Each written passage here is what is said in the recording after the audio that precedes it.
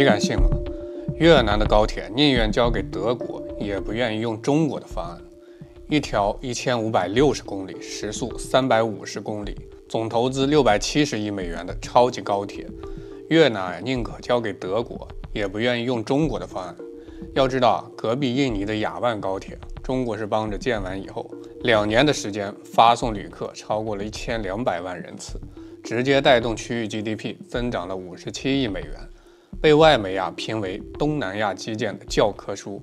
可越南呢，手握1560公里的南北高铁大项目，它明明直接抄雅万的作业就行了，却偏偏要花670亿美金找德国西门子来操盘，成本比中国方案贵了整整1/3。更离谱的是他们把这个100年工程交给了2个连高铁门槛都没摸过的民企，一个是靠房地产跟电动车发家的首货，一个是卖起亚、马自达的汽车经销商。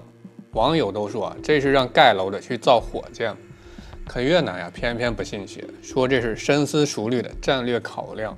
按理说这是闭着眼都该选的答案，可人越南偏不。结果呢，家人们，这不是高铁这更像一项国家级的胆量测试。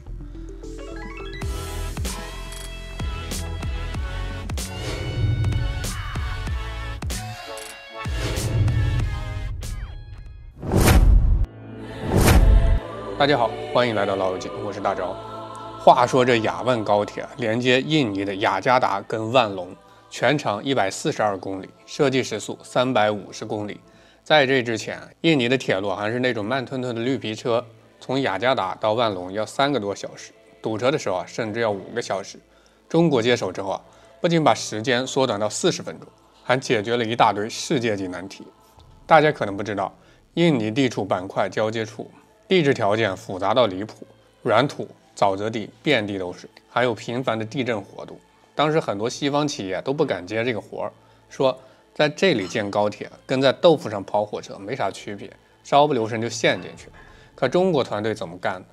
咱们用了桩基础加无则轨道的组合拳，光打桩就打了上万根，最深的桩子扎到地下60米，相当于20层楼的高度，就是为了保证轨道的平顺性，差1毫米都不行。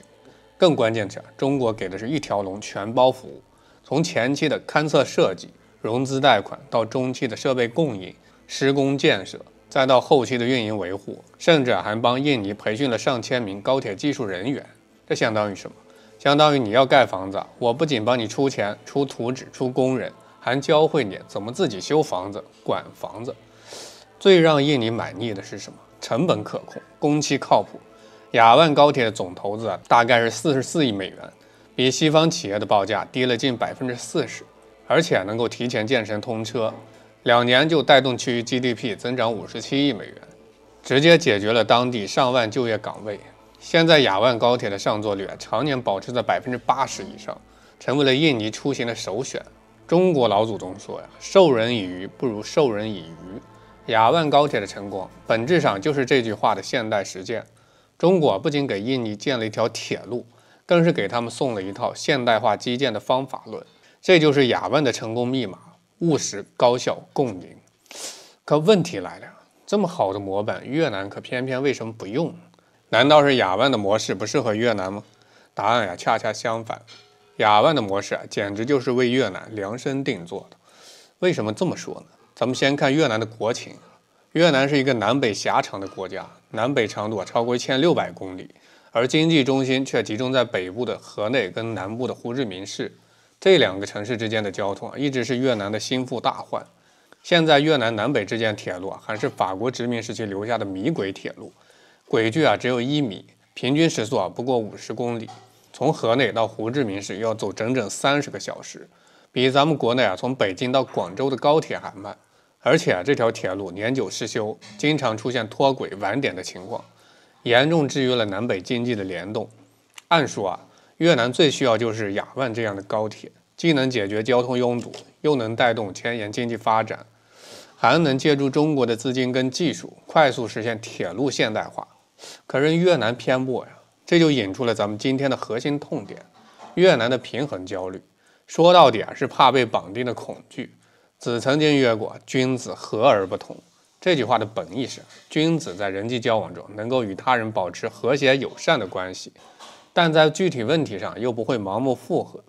越南想追求的和而不同，就是在大国之间寻求平衡，不想过度依赖任何一个国家。大家可以想想，中国是越南最大的贸易伙伴，2024年中越边境贸易额突破2600亿美金大关，越南的很多农产品、工业品都要靠中国市场消化。而且中越已经重启了国际联运旅客列车，南宁到河内12小时直达，货运量更是同比增长了近200%。如果再把南北高铁交给中国建，意味着越南的核心交通网络将和中国深度绑定。那越南他担心什么？他们担心成也中国，败也中国。万一将来两国关系出现了波动，这条南北经济大动脉就可能被卡脖子。所以在他们看来，宁肯多花钱、多承担风险，也要找德国合作，这样就能向外界传递一个信号：我们不是中国的小弟，我们是独立的平衡者。可这里边有个致命的问题，越南把战略平衡当成了首要目标，却忽略了基建项目的核心逻辑：务实。中国老祖宗有句话：谦虚不博一时，意思是再多的虚名也抵不过一个实实在在的成果。越南现在就是在追求平衡的虚名，却把这个项目成功这个实底儿给丢了。看到这儿，可能有朋友就会问：德国的西门子难道就不知道这是个烫手山芋吗？为什么还要接盘呢？这里边就藏着德国的如意算盘，也暴露了全球基建市场的残酷博弈。西门子现在的处境其实很尴尬。这些年，中国高铁在全球市场高歌猛进，雅万高铁、中老铁路、匈塞铁路一个接一个的成功案例让西门子的国际影响力不断下滑。现在东南亚是全球基建的香饽饽，越南又是东南亚人口最多的国家之一，地理位置关键，连接着东南亚跟东亚。如果能拿下越南高铁项目，对西门子来说就是一个翻身的机会。他们的想法很简单，只要把这个项目做成标杆，就能在东南亚高铁市场站稳脚跟，以后就能跟中国企业来竞争。哪怕现在不挣钱，甚至要承担风险，也要把面子给挣回来。这就像咱们中国老话所说，舍不得孩子套不着狼。西门子就是在赌一把，赌越南能把项目推进下去，赌自己能靠这个项目重拾昔日的荣光。而越南呢，他们也有自己的小算盘，找德国合作，既能拿到西方的技术跟资金，又能向美国、欧洲示好，巩固自己的平衡外交格局。而且南北高铁是国家级的战略工程，只要能开工就能彰显发展成就，满足急功近利的政绩诉求。双方各怀鬼胎，一拍即合，却把最核心的项目成果抛到了脑后。这就像中国的中庸之道。中庸里说：中也者，天下之大本也；和也者，天下之达道也。至中和，天地未焉，万物欲焉。意思是啥？中是天下万物的根本，和是天下万物运行的规律。达到了中和的境界，万物才能各安其位，蓬勃发展。越南追求的平衡，其实对中庸之道的误解。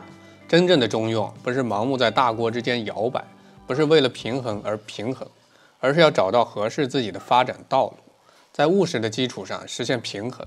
雅万高铁的成功就是印尼找到了适合自己的道路，既借助了中国的力量，又实现了自身的发展，这才是真正的至中和。而越南现在的做法却是为了平衡而平衡，是舍本逐末。他们放弃了中国这个务实的合作伙伴，选择了风险更高的德国，放弃了雅万这个成功的模板，选择了一条布满荆棘的道路。这就像《论语》里所说的过犹不及，平衡的过头反而会适得其反。其实中越之间已经有了很好的合作基础。2025年5月，中越国际联运旅客列车已经恢复开行，南宁到河内12小时直达，采用了西发招致的模式，舒适度跟效率都非常高。而且双方已经启动了老街、河内、海防标准轨铁路的建设。这条铁路建成以后年货运能力将从410万吨跃升至3.97亿吨，客运量从380万人次增至3.3亿次人次，覆盖越南20%的人口跟25.4%的 GDP 区域。这说明中越之间铁路合作是可行的、成功的。只要越南能放下偏见，完全可以把这种合作模式复制到南北高铁项目上。那么问题到最后只剩一个，无论是国家发展还是个人成长，其实都离不开咱们中国老祖宗的几句智慧妙言：务实之心重一分，则务民之心轻一分。越南的问题本质上是务民而不务实，择其善者而从之。越南这种稳中求慢的高铁路线真的稳吗？2035年能不能通车？资金能不能持续？民企能不能扛住超支？